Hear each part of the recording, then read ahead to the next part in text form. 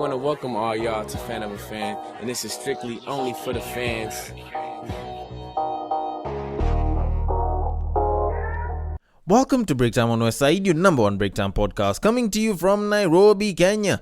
Now, I would like to get into all the, now the man on the mic, blah, blah, blah, but this is part 2.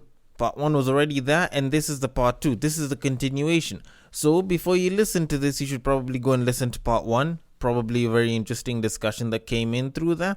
But this is part 2, and we are continuing from here on out from where we left off in part 1. So we get to go back to the conversation in 3, 2, 1. Much as I said that yes, there's nothing wrong with having money as a preference, let me just ask real quick. Do you consider yourself a prize? Yeah, I think so, but not like property. I'm not property. Yeah, but you feel like you should be treated like a queen. You should be looked at as what this guy has been seeking to find. Like you should be considered as, I don't know, a queen, and so on and so forth. Stuff like that, right? I do like the princess treatment. Who doesn't like that? I mean, we girls like to be spoiled, and the thing is, I'm being completely honest. So Yeah. yeah, I like being spoiled. I want to be treated like a princess, and in return, I'll treat you like a king. But do you really know how to treat me like a king? How will you treat me like a king, though? Can you really choose to be the I submissive mean, one? Like, you're the one that said that you're fun. Like, I mean, I mean, I can spoil you once in a while, like buy you small gifts. It's just the small things, yeah. I don't know. Like, I feel as though for some reason, like, people like to feel like treating somebody like a queen and somebody like a king and a princess and a prince, like it all sounds like the same thing. And I feel like everyone's kind of messed it up that way. Personally, I don't think that buying gifts for a king is really how to treat a king. You probably would help him better if, I don't know, you gave him more peace, or maybe you banged him a little bit more. It can be a bunch of different things. Although then again, I know there's different love languages, and there's like at least 5 of them that we know of right now. Now, the reason why I was asking this is because of this other bit which I have here. And it's the second post that I happen to have gotten, which I figured we should actually discuss. So it says, and I quote, "Only in the black community do you see men and women argue over who the prize is, who should bring what to the table, and what's expected from each gender. These kinds of conversations are not being entertained by other races because what's understood doesn't need to be debated." Now, with this being said, do you still feel like a prize? Um. Okay, now I have to think about that.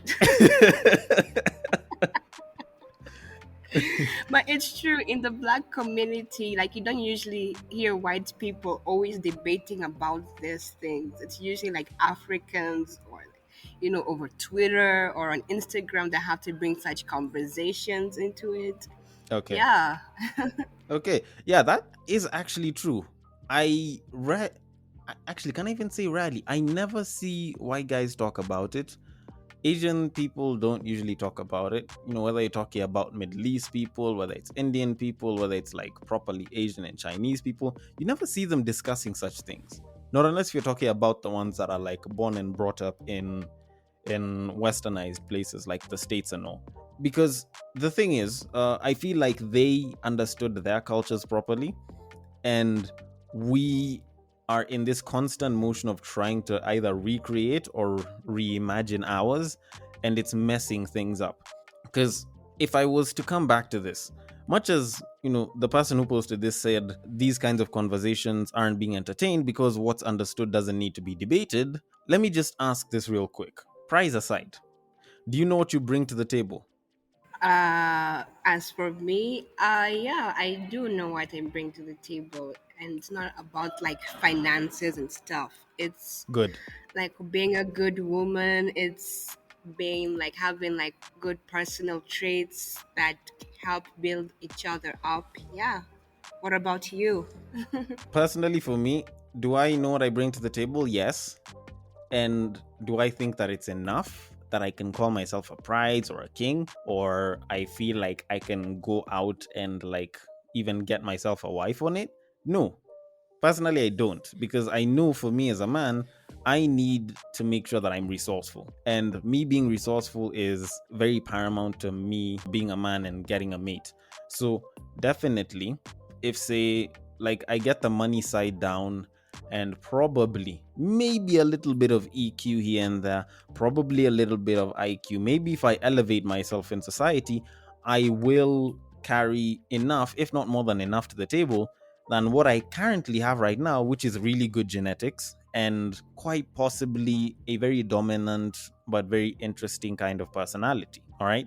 Like, I feel like I bring one half to the table. There's another half that I'm supposed to bring, which I'm still working on. All right. So you consider yourself like a good-looking man? I'd like to think I am. I'm definitely tall, so like on the gene side of things, it works. Like, just being tall works. Good looking, that one is entirely dependent on the person that ends up with me and what they think about me. But at least I know from my genetics, I'm tall. I know if I try to pack on muscle, how I'll look, because I've gotten to levels where I've packed on muscle. So I kind of know for myself. Like, on a genetic level, I'm good. But then again, good genetics are available in tons of guys. So I'm still working on more things to help me stand out as a man. Makes sense. Yeah. Now, if you were to be asked what is expected from you as a woman, let's see. If the both of you are working and y'all are together and you're staying in the same place and y'all have to pay these bills, will you leave all of it to the guy or will you step up and chip in? When it comes to like the finances, I believe like in a 70-30 ratio. So like 70% him, 30% me. So definitely I wouldn't leave like my man hanging over there dry. All right, nice, nice. That's a safe answer. It's a very safe answer. I usually see a lot more babes talking about how, oh, it's my man, let him handle the bill, it's the man's role. And I personally think that that's a very dumb form of thinking. Because honestly, like, I feel like if you're two grown adults, y'all should be handling bills. Like, handling bills is the most typical adult thing to do. Like, you're grown, you're working. If you can handle the bills, chip in, handle those bills. And it doesn't just mean that because there's this human being that came with a mutating tail between his legs called a man, that with that predisposition he has to handle the bills. Like, I feel like if both of y'all are together, y'all should at least handle the bills together. He can handle the big ones and you handle the small ones, right? Okay, let me ask you, Yeah. does this also apply on dates? Like, if you take a babe out, does she have to pay part of the bills? And Ooh. does she have to pay her own transport? Okay, first of all, transport, that one's a non-negotiable. You sort yourself. Like, I got myself there, you get yourself there. If your place happens to be on the way, I don't mind picking you up. But for me to start dealing with transport and how you get there, that's beyond my problem. Like, that one is entirely in your territory. Now, when it comes to like us guys go for a date, the bills that are going to be handled, I have a very varied view of it because it's a bit interesting. I feel like as a man you should be ready to pay, but as a woman, or at least for the woman, she should be willing to step up. You get? Really? Yeah. So you want to go Dutch on a date? No, I'm not saying you go Dutch. I'm not saying you go Dutch. Because here's how I kind of looked at it. Back in the day, actually not too long ago, even like a couple of months back, if somebody would have asked me this, I'd have said straight up, go Dutch. If you asked me this even years back, for the longest time I've always been a proponent of, you know what, let's go Dutch. But over time, after analyzing and observing different relationships that a lot of the people around me have had, after looking at how a lot of grown people work, I stopped thinking about going Dutch and I understood my role as a man as well. So if I'm going to handle the bills, I should at least be ready to handle them. But if my woman is aiming on actually spending, I won't say spending time with me, but is aiming to have some sort of a long lasting relationship with me, then she should be ready to chip in. Otherwise, If I fall on hard times, how will I know that she'll stick around with me through those hard times and try and help me get through them instead of running away and finding the next guy with money? Yeah, but like I feel like during like the first relationship stages, I feel like he should be paying, and then if you're like taking it further, then yeah, you can definitely be splitting the bills. If that was the case, then that would mean as the relationship progresses, then I start paying less and less, and you start paying more and more. And eventually, we get to a point where you're handling the entire bill when we go on a date. Which, let's be honest, that sounds like BS. That's like saying, you know what, after date number one, we'll have to see how things go in like a whole 10 date basis. Honestly, for me, I say go budget for two if you're a guy. But the minute that check comes, if you open the booklet, if you're looking at the receipt and she does not ask how much she needs to put in, drop the babe. Because a lot of y'all nowadays have taken advantage of going out on dates to use it as an excuse to try out different places and eat. Like it's actually even proven statistically. That's actually true for some women. I don't know about me, but like whenever a guy is asking me out for a date, he's usually the one choosing the place. So I mean, I think it would be fair for him to end up paying like at least 90%. I can put in like some money over there for maybe the cocktail drink I was taking, but the rest, nah. I'm still I'm still down for that. Like I can understand where you're coming from because it's like you're playing with a 70-30-90-10. Like I don't mind putting in a little bit, but it has to be like in a situation where like I have to. Like I can get where you're going at with this. I'm just saying that while there's nothing wrong with a guy handling the entire bill, I think women should be open to chipping in a lot more than they like to give themselves credit for. Because the problem is, there's a ton of y'all that are saying, oh, you know, when such and such happens, then I will chip in to help my man. Like, dates since back in the day have always been about testing certain things in different people to see if they're a good mate. If I can't test the fact that my woman will chip in when I'm low, or even when I'm not, then how the hell else will I know that she's a good babe for me? Like, how else will I know that she'll stick with me, possibly if I do get married to her, in sickness and in health, in wealth and without it? I feel like women can offer more than just their pocket money to determine if they'll stay here for a long run, because like you're making it feel like women are stingy. It okay, I won't say stingy, I'll say selfish. Because stingy would mean that they're like, oh, you know, let's not waste this money, let's not spend this money on blah blah blah. Like a lot of women nowadays, with the kind of influences that are there, are becoming selfish. Like I'll just say it as it is. So women are selfish. Yes. A lot of women nowadays, with this whole bad bitch mentality, with this whole city girls Cardi B mentality that's being pushed around, a lot of them are becoming very selfish and they're saying, you know what, the man should be handling the entire bill, which personally I think is absolute crap, especially considering that it's coming from women that gift their men like gifts worth hundreds of thousands of dollars. Like they're gifting their boyfriends, their husbands, things that are nearly priceless by most average people's standards. Some people might never see money of that kind, and these guys are gifting their boyfriends, their husbands, but they're still coming back to tell you, oh, you know, if this man isn't paying all the bills, blah, blah, blah. And these are millionaires that are telling you that. These are people that are making good money.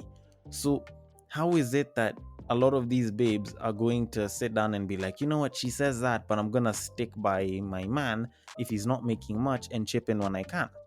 I mean, that's what has been put out there in the media, so I don't really blame women on that part. I feel like they've been conditioned into thinking that they need like a Prince Charming, you know, a knight in Facts. shining armor to come through. And it's unfortunate because now it all comes back to the women. That is true. That is true. Because at the end of the day, the number of guys that are gonna be down to handling all the bills and treating you like a princess are not only few, but they're actually reducing by the day. And there's a lot more guys that are becoming more anti women. there's more guys that are being a little bit more toxic. Maybe not to the amount that you might be comfortable with, but probably an excess level as per some other people. And that's what's driving a lot of people apart. Like, I feel like that's what's driving a lot of young people away from having the really fun relationships that they'd have probably had while they're in their 20s and their 30s, right? Definitely, definitely. It's how I feel like media is just destroying us. I feel like, okay, look at this, picture this. Okay. Ever since like you joined Instagram and stuff, I don't know how to put it in like simpler terms, but the people who you like engage with, who you look up to, you start becoming like them almost. They try to make you become like them, and then you start fall. Like, I don't know how to explain it, but I feel like we're just controlled. Yeah, like you start idolizing certain people. Yeah. I get you. I get And you. this whole like broke boys don't deserve the pussy. Now every woman is singing about that. You feel me? Yeah. As if they're actually at the level to say such. Because here's the funny thing. Like, I get it when a babe says that. And I totally understand. And in some instances, I can even agree for some women to say that. But the question that you have to ask yourself, because this is fairly selfish thinking. Like, y'all are thinking about, oh, I won't give up the goods to this guy because he's broke. Do you think that you are at the level where you can actually go to a rich guy and offer it to them and they will look at you and say yes? Uh, I don't know. I have to think about that. I mean, it's not like I've been dating broke guys or been going after broke guys, but Okay, this is right. It's more of a rhetorical question. It's more of a rhetorical question because yeah. I think the idea is more of me trying to ask a lot of the ladies, do you think that, kind of going back to the original question that I had asked, do you think that you are at the level, or more like, would you classify yourself as a 10 such that this rich guy would actually be like, you know what, I want her and only her, or at least I want her? I'll be lying if I said I was a 10. I would be lying, definitely. All right. But I feel like I'm a work in progress. I don't think I'm too bad. Or do you think I'm too bad, Denver? I don't know. Your camera's covered. I I wouldn't know. Oh, shut up.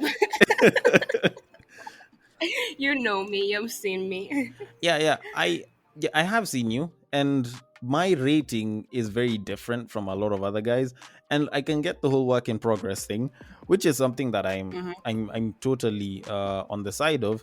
Although I do tend to think that with women, there's a lot less work in progress and a lot more maintaining that you tend to find, because to a certain degree, you find that men usually create their value, but women usually preserve theirs. Yeah.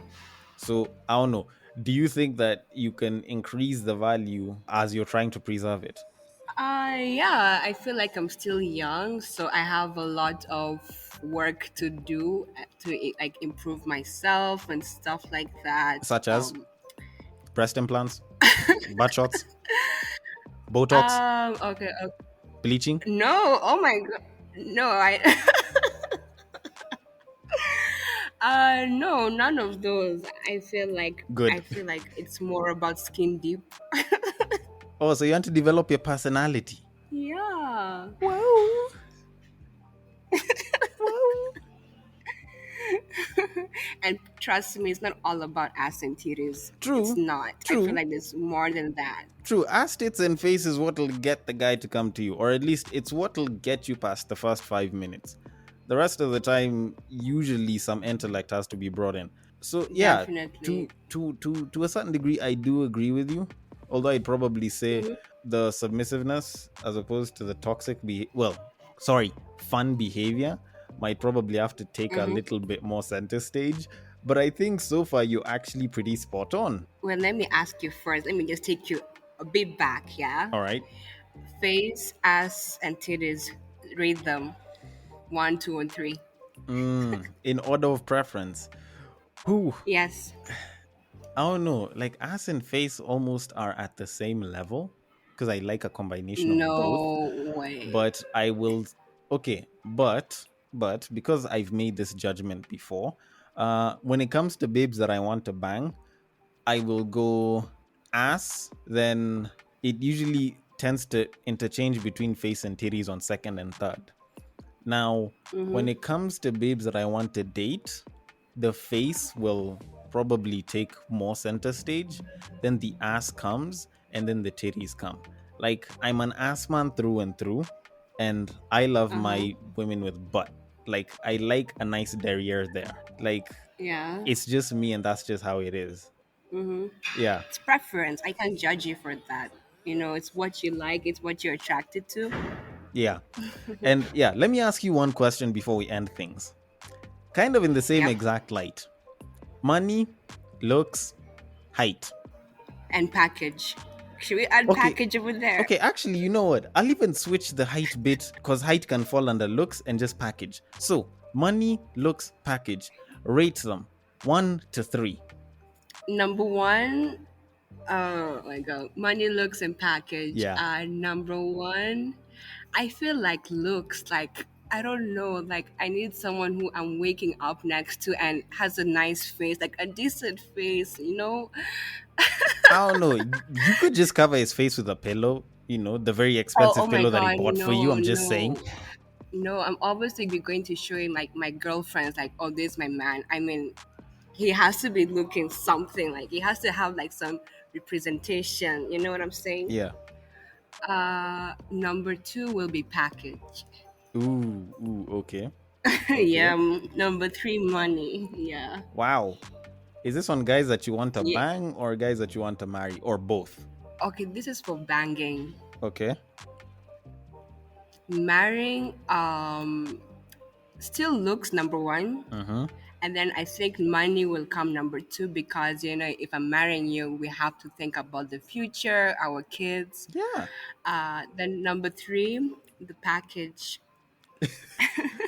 You're really gonna throw the package down there, huh? I mean, like, it doesn't have to be small. Let's just say it's not small, like As long as it's average at workable. least. And Yes. anything on 4.5 inches is okay. No, I feel like five and above for me. No, 4.5 and above is no 4.5 to 7.5. Like within that is perfect. Like if you're below that or above that, we're not going to see eye to eye.